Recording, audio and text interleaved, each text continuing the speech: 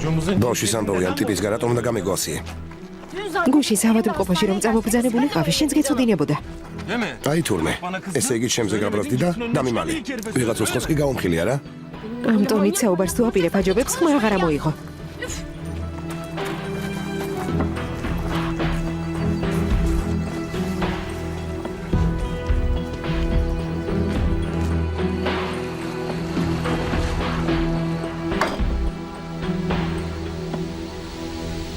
სულ გაგიჟდით, ასეთ ქარში გარეთ სუფრასლით?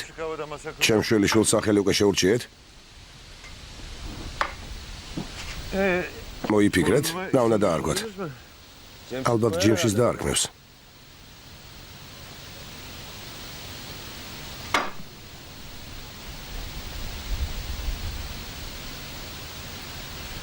ამასაც ფათმას ხასიათი აქვს. ამბობენ კაცი ყოველთვის დედამისისნაირ ცოლს ირთავსა. შილო, შენც კარგი ვინმე ხარ?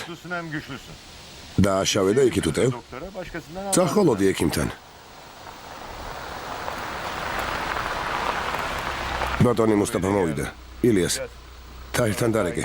უთხარი აი ჩამოიყვანოს.